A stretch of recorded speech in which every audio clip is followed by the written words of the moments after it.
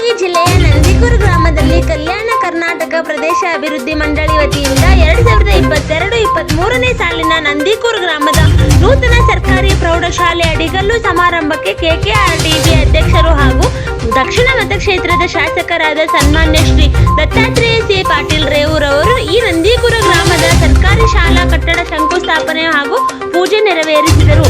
ನಂದಿಕೂರು ಗ್ರಾಮ ಹಾಗೂ ಸುತ್ತಮುತ್ತಲಿನ ಗ್ರಾಮಗಳ ಮಕ್ಕಳಿಗೆ ಗುಣಮಟ್ಟದ ಶಿಕ್ಷಣದ ಜೊತೆಗೆ ಸುಸಜ್ಜಿತ ಕೋಣಗಳನ್ನು ನಿರ್ಮಿಸಿ ಕೊಡುವ ನಿಟ್ಟಿನ ಜೊತೆಗೆ ಯಾವುದೇ ಖಾಸಗಿ ಶಾಲೆಗಿಂತಲೂ ಸರ್ಕಾರಿ ಶಾಲೆಯಲ್ಲಿ ವ್ಯಾಸಂಗ ಮಾಡುತ್ತಿರುವ ಪ್ರತಿಭಾನ್ವಿತ ಪ್ರತಿಭೆಗಳನ್ನು ಸಮಾಜಕ್ಕೆ ನೀಡುವ ನಿಟ್ಟಿನಲ್ಲಿ ಸರ್ಕಾರಿ ಶಿಕ್ಷಕರು ಸೇವೆ ಸಲ್ಲಿಸುವವರ ಮೂಲಕ ರಾಜ್ಯಕ್ಕೆ ಎಸ್ಎಸ್ಎಲ್ಸಿ ಫಲಿತಾಂಶ ಈ ಬಾರಿ ಟಾಪ್ 5ರಲ್ಲಿ ಜಿಲ್ಲೆಯ ಫಲಿತಾಂಶ ದಾಖಲಿಸಬೇಕೆಂದು ಭರವಸೆ ವ್ಯಕ್ತಪಡಿಸಿದರು.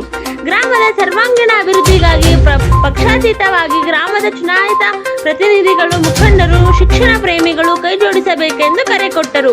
ಸಮಾರಂಭದಲ್ಲಿ ಕ್ಷೇತ್ರ ಶಿಕ್ಷಣಾಧಿಕಾರಿಗಳಾದ ಶ್ರೀಮತಿ ಶಂಕರಮ್ಮ ದಾವಣಗೆರೆ ಮತ್ತು ಗ್ರಾಮ ಪಂಚಾಯಿತಿ ಅಧ್ಯಕ್ಷರು ಹಾಗೂ ಸದಸ್ಯರು, ಗ್ರಾಮಸ್ಥರು, ಶಿಕ್ಷಕರು, ಮಕ್ಕಳು ಭಾಗಿಯಾಗಿದ್ದರು.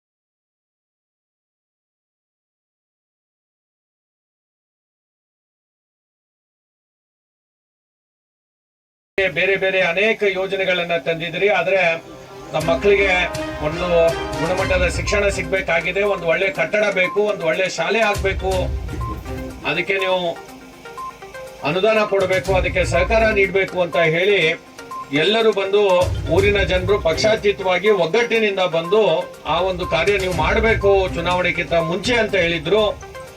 ನಾನು ಆ ಸಂದರ್ಭದಲ್ಲಿ ಅವರಿಗೆ ಮಾತನ್ನ ಕೊಟ್ಟಿದ್ದೆ, ನಿಮ್ಮೂರಿಗೆ ನಿಮ್ಮ ಆಶೀರ್ವಾದವನ್ನ ಬೇಡಲಿಕ್ಕೆ ಬರುವಂತ ಸಂದರ್ಭದಲ್ಲಿ ಈ ಶಾಲೆ ಕಟ್ಟಡದ ಭೂಮಿ ಪೂಜೆ ಮಾಡಿನೇ ನಿಮ್ಮೂರಿಗೆ ನಾನು ನಿಮ್ಮ ಆಶೀರ್ವಾದ ಬೇಡಲಿಕ್ಕೆ ಬರ್ತೇನೆ ಅಂತ ಹೇಳಿ ನಾನು ಮಾತನ್ನ ಕೊಟ್ಟಿದ್ದೆ. ಆ ಮಾತನ್ನ ಕೊಟ್ಟ ಮಾತನ್ನ ಉಳಿಸ್ಕೊಳ್ಳೋಕ್ಕೆ ಇವತ್ತು ಪ್ರಯತ್ನವನ್ನ ಮಾಡಿ